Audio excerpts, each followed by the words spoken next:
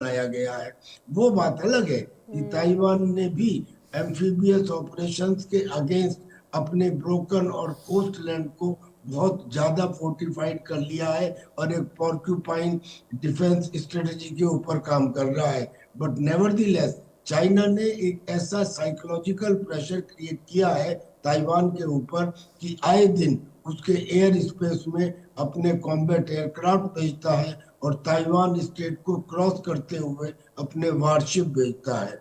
यानी कुल मिला के ये सीधे सीधे दिखाई देता है कि चाइना जो कर रहा है it is a prelude to invasion of Taiwan. यानी अपनी ताकत बढ़ाने के लिए। लेकिन सर एक एक चीज जरा ये भी समझाइएगा, क्योंकि ये जहां पर निर्माण चीन कर रहा है ये तो पूरा विवादित क्षेत्र है ना, तो क्या अंतरराष्ट्रीय कानून इसकी इजाजत देता है क्या? अब मेरी बात सुनो, हाँ। अंतरराष्ट्रीय कानून की परवाह कौन करता है? 2016 के अंदर जब फिलीपींस एक आर्बिट्रेशन कोर्ट में गए और फिलीपींस ने कहा कि साहब जो मेरा एक्सक्लूसिव इकोनॉमिक जोन है उसके ऊपर चाइना ने कब्जा कर लिया है। आर्बिट्रेशन कोर्ट ने 3 साल तक पूरी तरह से सारी बातें सुनने के बाद 2016 में अपना वर्डिक्ट दिया कि चाइना ने जो किया है वो गलत किया है और फिलीपींस का जो स्टैंड है वो सही है। लेकिन चाइना ने कहा कि मैं इस वर्डिक्ट को नहीं मानता। ये तो 2016 की बात है। आज 2026 है।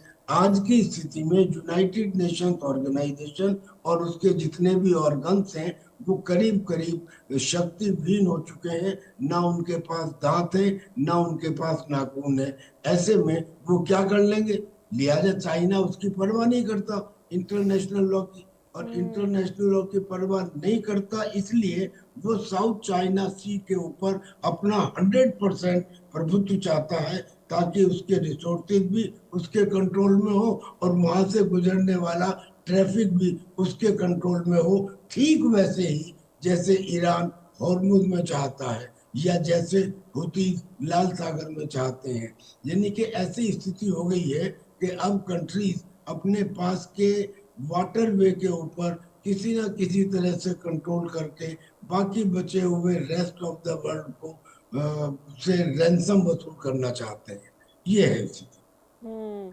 लेकिन सर जरा भारत के लिहाज से भी समझाइए, अगर दक्षिण चीन सागर में अगर गतिविधि बढ़ रही है चीन की, तो भारत की समुद्री सुरक्षा को लेकर किस तरीके से खतरा आप देख रहे हैं बनता हुआ? देखिए, भारत की हाँ। सुरक्षा को खतरा तो चीन से हमेशा से रहा है। हाँ। लेकिन अब दो चीजें हैं। एक तो ये कि बदलते हुए वर्ल्ड ऑर्डर में क्या गारंटी है कि भारत अपनी आज की पोजीशन में रहेगा?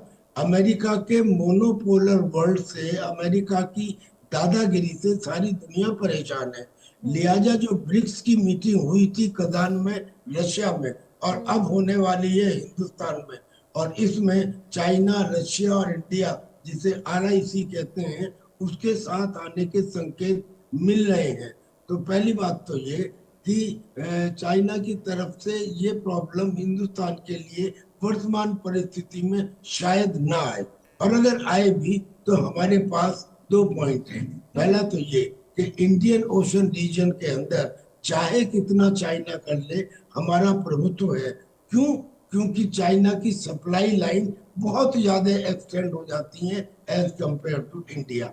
और दूसरा ये कि जो मलक्का स्ट्रेट है, मलक्का स्ट्रेट जहां से चाइना का 60-70% व्यापार गुजरता है, उस मलक्का स्ट्रेट के ऊपर हम अंडमान और निकोबार से अच्छी तरह से कंट्रोल कर सकते हैं। और वो एक साकरा रास्ता है। ऐसा समझ लीजिए कि जैसे ट्रैफिक जैम लग जाए और कोई छोटा सा आगे पुल हो और उस पुल के ऊपर हिंदुस्तान का कब्जा हो, कुछ इस किस्म की स्थिति मलक्का स्टेट की है। तो ये दो पॉइंट की वजह से nearness in Indian Ocean region, इसका नाम ही इंडियन ओशन है, और दूसरा मलक्का स्टेट, तो हमारे पास एडिक्वेट सिस्टम है चाइना को कंट्रोल करने के लिए इन सी वाटर्स या इन ब्लू वाटर्स। लेकिन सवाल ये भी है, देखिए भारत को लेकर तो आपने बहुत अच्छे से समझाया, लेकिन अमेरिका की परेशानी तो जरूर बढ़ गई, लेकिन अमेरिका करेगा क्या? कैसे अब, क्योंकि बहुत बड़ी चुनौती है समुद्र में जिस तरीके से अपना किला एक तैयार कर रहा है चीन, खास करके अमेरिका, उसके सहयोगी देश, और ये भी बताइएगा कि वियतनाम और फिलीपींस के लिए कितनी बड़ी चुनौती सर बन सकती है। देखिए, अमेरिका की स्थिति ये है कि अमेरिका ने पूरी दुनिया में करीब 750 मिलिट्री बेस बनाए हुए हैं। अमेरिका खुद लड़ाई नहीं लड़ता। जिस एरिया में लड़ाई लड़नी होती है उस एरिया में जो उसके एलाइज हैं उनके साथ लड़ता है। यानी कि हाँ। पैसिफिक के अंदर जापान भी है, साउथ कोरिया भी है, कुछ हद तक ऑस्ट्रेलिया भी है। ये कंट्रीज जो है चाहे अमेरिका का साथ देंगे। और चाइना के साथ में कंट्रीज नहीं है, क्योंकि चाइना का एक्सपेंडिंग एटीट्यूड रहा है। लिहाजा सारी ही कंट्रीज, चाहे उसमें वियतनाम हो या ताइवान हो या इंडोनेशिया हो या मलेशिया हो या फिलीपींस हो या ब्रुनई हो, ये सारी कंट्रीज चाइना के अगेंस्ट है। तो इसलिए America will have a strong hold to certain extent. बस सर्टेन एक्सटेंट ही है, क्योंकि over the period of time China ने कुछ इस तरह की अपनी स्ट्रेटजी अपनाई है। अभी हाल ही में उसने पिछले महीने ही एक न्यूक्लियर पावर्ड सबमरीन से बैलिस्टिक मिसाइल का टेस्ट किया है। अब कान खड़े हो गए हैं अमेरिका के। और अमेरिका ने बहुत सारे देशों को ये कह रखा है कि मैं तुम्हारा सपोर्ट करूंगा। उसने तो मिडिल ईस्ट के सारी कंट्रीज को भी यही कह रखा था, पूरी तरह से नहीं कर पाया। उसने ताइवान को भी यही कह रखा है। अब पता नहीं आने वाले समय में वो कितना कर पाएगा। लेकिन ताइवान ने खुद अपनी ऐसी तैयारी कर ली है कि ये तो नहीं कह सकते कि चाइना उस पर विजय नहीं कर पाएगा, लेकिन इतना जरूर कह सकते हैं कि अगर चाइना ने ये दुस्साहस ताइवान के ऊपर किया तो उसने अपनी एक पॉर्क्यूपाइन डिफेंस स्ट्रेटेजी तैयार की है। यानी कितने चाइनीज सोल्जर्स को मारा जाएगा जो शायद चाइना की जनता को एक्सेप्टेबल ना हो, यानी कि कैजुअलिटी चाइना की बहुत ज्यादा हो। चलिए सर, बहुत शुक्रिया आपका, बहुत महत्वपूर्ण जानकारी और बहुत अच्छे से आपने